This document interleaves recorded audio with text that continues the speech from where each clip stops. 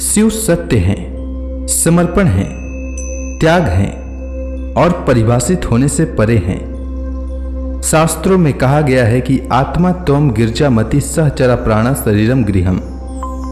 जिस तरह सत्य और शक्ति एक दूसरे के बगैर अधूरे हैं, जिस तरह आत्मा और मन के बगैर शरीर जागृत नहीं हो सकता, उसी तरह शिव और पार्वती की एक दूसरे के बगैर कल्पना नहीं की जा सकती है। प्रदोष एक ऐसा अवसर है जब मनुष्य अपने में अंतर्निहित सत्य स्वरूप शिव और ऊर्जा के रूप में विद्यमान शक्ति को एकाकार कर सकता है। ओम नमः शिवाय। जो भी भक्तगण शुक्रवार के दिन प्रदोष व्रत रखते हैं, उनके जीवन में सौभाग्य की वृद्धि होती है और दाम्पत्य जीवन में सुख शांति आती है।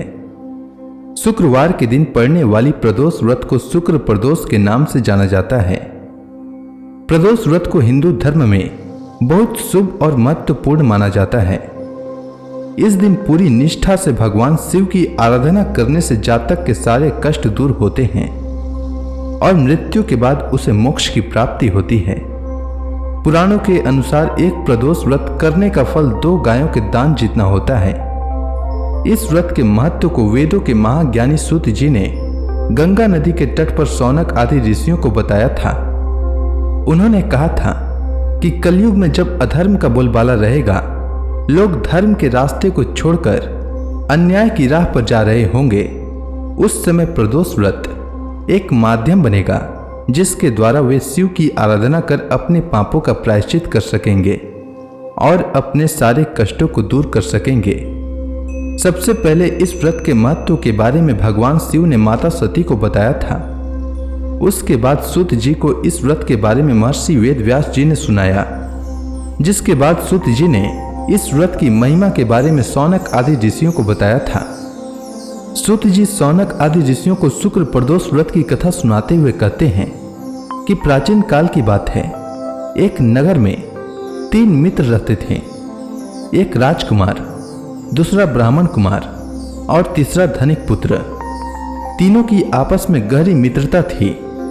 राजकुमार व ब्राह्मण कुमार का विवाह हो चुका था, पर धनिक पुत्र का विवाह हो गया था, किंतु गौना शेष था। एक दिन तीनों मित्र आपस में बैठकर स्त्रियों के विषय में चर्चा कर रहे थे। ब्राह्मण कुमार ने स्त्रियों की प्रशंसा करते हुए कहा कि जिस घर में स्त्री न हो वह घर भूतों का डेरा होता है। धनिक पुत्र ने यह सुना तो तुरंत ही अपनी पत्नी को लाने का निश्चय किया और घर जाकर अपने माता पिता के समक्ष अपनी पत्नी को लाने का प्रस्ताव रखा। तब उसके माता पिता ने उसे समझाया कि अभी शुक्र देवता डूबे हुए हैं, ऐसे में बहू बेटियों को उनके घर से विदा करवा लाना शुभ नहीं होता। किंतु धनिक पुत्र नहीं माना और ससुराल पहुंच गया। और जब ससुराल में भी अपनी पत्नी को विदा कराकर ले जाने का प्रस्ताव रखा तो ससुराल में उसकी पत्नी के माता पिता ने भी उसे रोकने की बहुत कोशिश की, मगर उसने जिद नहीं छोड़ी। माता पिता को विवश होकर अपनी कन्या की विदाई करनी पड़ी। ससुराल से विदा हो पति पत्नी नगर से बाहर निकले ही थे कि उनकी बैलगाड़ी का पहिया अलग हो गया और एक बैल की टांग टूट गई। दोनों को काफी चोटें आई, फिर भी वे आगे बढ़ते रहे। कुछ दूर जाने पर उनकी भेंट डाकुओं से हो गई। डाकू धन धान्य लूट ले गए। दोनों रोते पीटते घर के तरफ आगे बढ़ते रहे। रास्ते में पैदल चलते चलते दोनों काफी थक गए, पर किसी तरह गांव पहुंचने ही वाले थे कि उन्हें प्यास लग गई। दोनों गांव के समीप तालाब के किनारे बैठकर पानी पीने लगे। तभी अचानक वहां एक सांप आया और धनिक पुत्र को डस लिया और धनिक पुत्र वहीं गिरकर मूर्छित हो गया। यह सब देख उसकी पत्नी चिल्लाते हुए गांव के लोगों को मदद के लिए बुलाई। तब गांव के लोग आए और उसे उठाकर उसके घर तक पहुंचा दिया। पुत्र का यह हाल देख उसका पिता दौड़कर वैद्य के पास गया और वैद्य को बुला लाया। वैद्य ने निरीक्षण के बाद घोषणा की कि धनिक पुत्र 3 दिन में मर जाएगा। धनिक पुत्र को सांप ने डस लिया। यह समाचार पूरे गांव में जंगल की आग की तरह फैल गई। जब ब्राह्मण कुमार और उसके पिता को यह समाचार मिली तो वे दौड़ते हुए धनिक के यहाँ पहुंचे।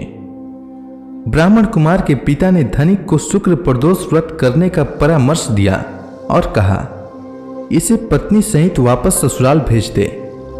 यह सारी बाधाएं इसलिए आई है क्योंकि आपका पुत्र शुक्रास्त में पत्नी को विदा करा लाया है। यदि यह वापस ससुराल पहुंच जाए तो यह बच जाएगा। धनिक ने वैसा ही किया। उसने शुक्र प्रदोष व्रत रखा और भगवान शिव की विधिवत पूजा किया और धनिक कुमार को पत्नी सहित ससुराल भेज दिया। ससुराल पहुंचते ही धनिक पुत्र की हालत ठीक होती चली गई। कुछ दिनों के बाद धनिक पुत्र पूरी तरह स्वस्थ हो गया। शुक्र प्रदोष के महात्म्य से सभी घोर कष्ट टल गए। अतः मनुष्यों को शुक्र प्रदोष व्रत अवश्य करना चाहिए। इस कथा को सुनने और सुनाने से सभी प्रकार के पापों का नाश होता है तथा जीवन में आने वाले कष्ट टल जाते हैं। तो प्रेम से बोलिए शंकर भगवान की जय, माता पार्वती की जय, गणेश भगवान की जय।